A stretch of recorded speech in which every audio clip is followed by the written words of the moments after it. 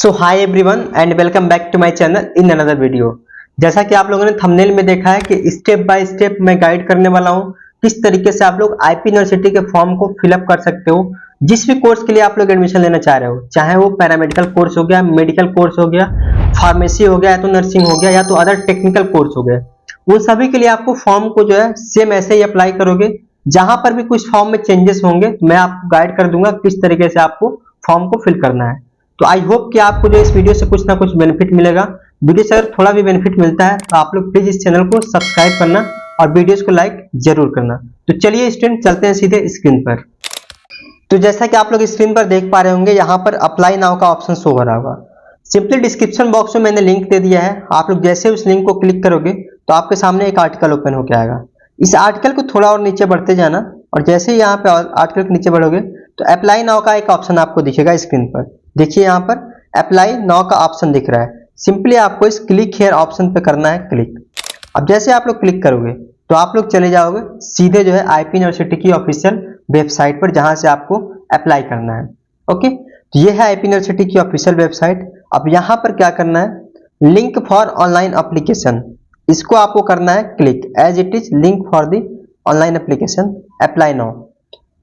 Apply now पे जैसे आप लोग क्लिक करोगे तो कॉमन एंट्रेंस टेस्ट आ गया। यहाँ पर common registration for GGSIPU and user ID and password मांग रहा है। नीचे की तरफ जाएंगे हम, न्यू कैंडिडेट रजिस्ट्रेशन, इस पे हम लोग सिंपली क्लिक करेंगे। जैसे आप लोग क्लिक करोगे तो आप लोग यहाँ पर देखो ये कुछ इंपॉर्टेंट इंस्ट्रक्शन दे रहे हैं और पहले ये बता रहे हैं कि आप लोग जो है पूरा का पूरा प्रोस्पेक्टस को रीड कर लो, उसके बाद इसको जा करके फिल करो। तो हमने इस केस में क्या किया है, सारा का सारा प्रोस्पेक्टस से रीड कर लिया है।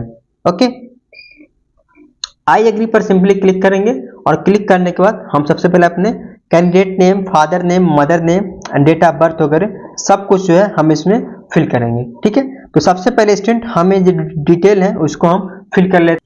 तो देखो जैसे ही आप लोग अपने डेमोग्राफिक डिटेल को फिल करोगे उसके बाद से आपके सामने कुछ यूजर आईडी और पासवर्ड का ऑप्शन आएगा।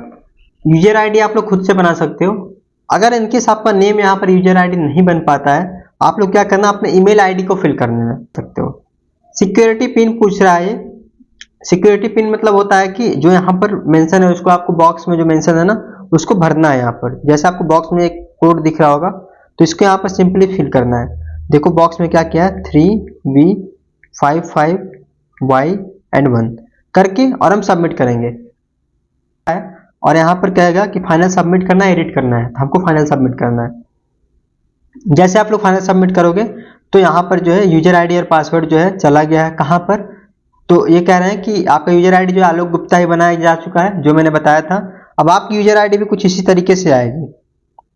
ठीक है, देखो मेरा यूजर आईडी चूंकि आलोक गुप्ता बनाया गया है तो आलोक गुप्ता हो गया, और जो पासवर्ड मैंने बनाया था वो मेरा पासवर्ड हो गया। ठीक है, और click here to log in the complete profile, यहाँ पर आएंगे, यूजर आईडी हम यहाँ पर फिल करेंगे आलोक गुप्ता।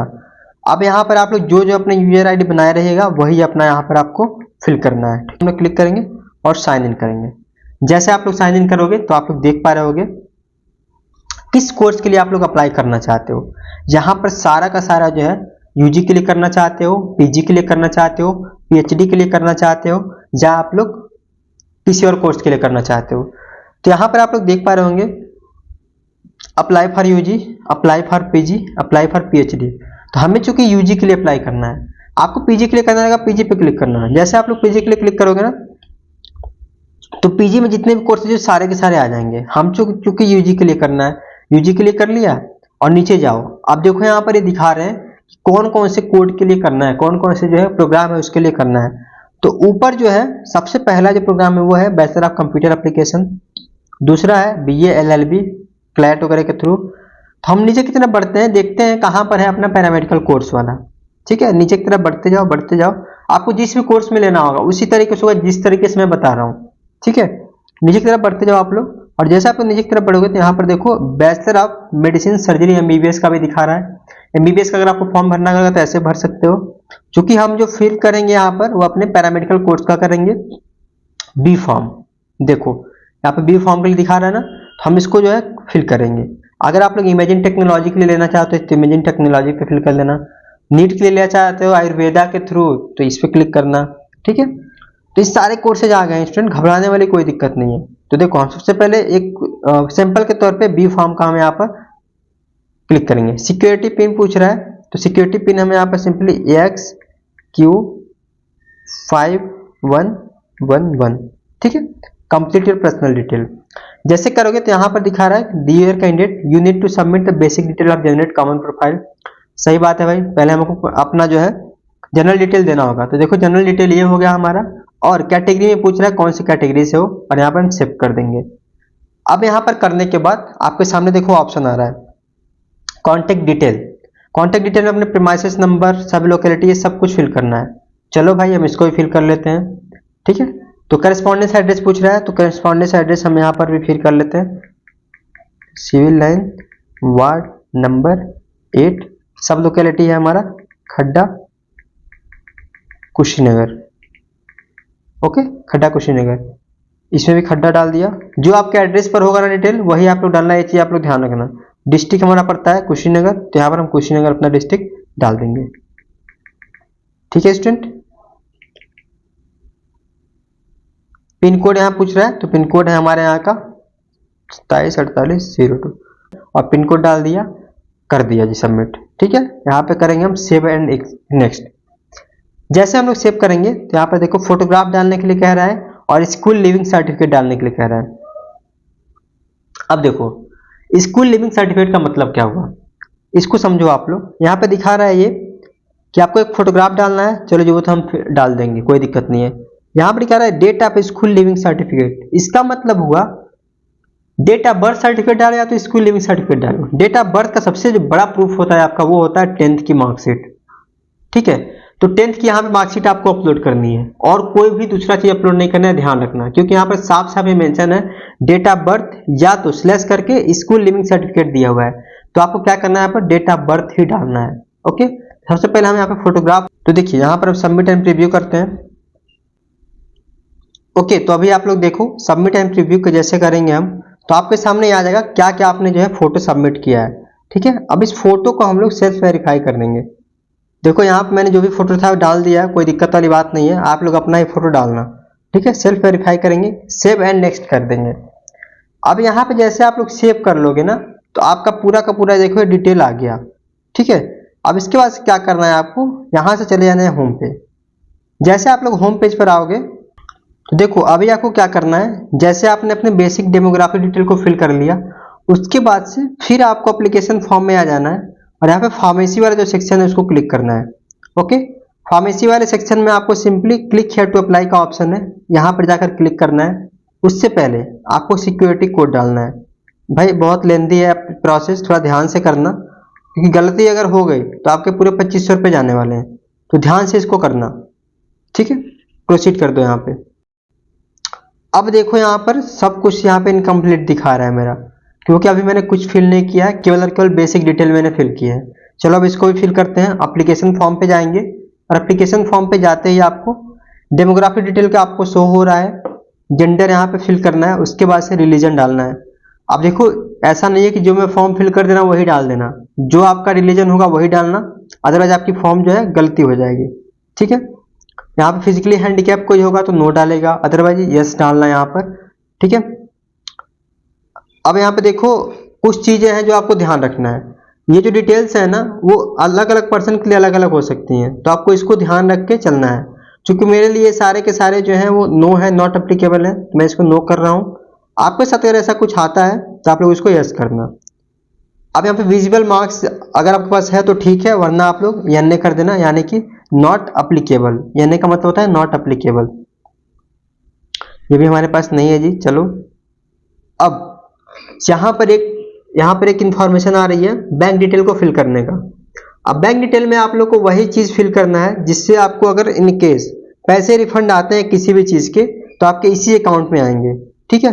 उस हिसाब से आपको बैंक डिटेल यहाँ पर फिल करना है, और आपको पासबुक का फोटो भी यहाँ पर फिल करना है, मतलब कि अपलोड करना है, या तो चेकबुक का फोटो अपलोड करना है। मैं यहाँ पर अपने फेक डिटेल डाल रहा हूँ, ठीक है। आप लोग अपना सही डिटेल डाल लेना जो भी होगा।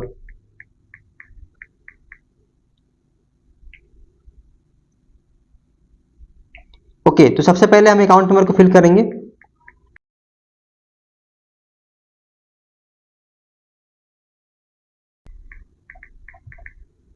चलो ये डिटेल फिल हो गई। अब इसके बाद कह रहा है कि आप लोग जो है पासबुक की फोटो अपलोड करो, ठीक है, और केवल पीडीएफ फॉर्मेट में ही अपलोड करनी है। किसी और फॉर्मेट में अपलोड अगर आप लोग करते हो तो फॉर्मेट वो नहीं लेगा, ठीक है स्टूडेंट। तो आप लोग पीडीएफ फॉर्मेट में ही अपलोड करना, सेव एंड नेक्स्ट कर देना। अब यहाँ पर आप लोगों ने सेव एंड नेक्स्ट कर दिया, ठीक है। अब आपको क्या करना है, ये भी यहाँ पर सेलेक्ट करना है कि आप लोग दिल्ली से हो या आउटसाइड दिल्ली से हो, क्योंकि दिल्ली और आउटसाइड दिल्ली जब आप लोग डालोगे इसके अकॉर्डिंग आपकी मेरिट लिस्ट प्रिपेयर होगी, ठीक है। तो यहाँ पर डाल दिया हमने दिल्ली से या नॉन दिल्ली से। तो चूंकि मैं जो है नॉन दिल्ली का स्टूडेंट हूँ, मैं यहाँ पर नॉन दिल्ली यहाँ पर फिल कर दिया हूँ, ठीक है।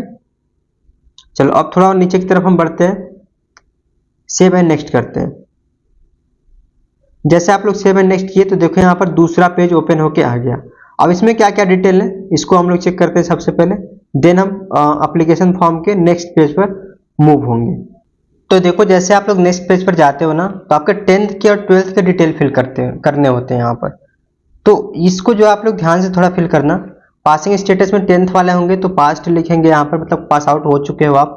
पासिंग ईयर आपको फिल करना है, देन रोल नंबर फिल करने हैं। उसके बाद से आपको क्वालिफाइंग बोर्ड डालना है।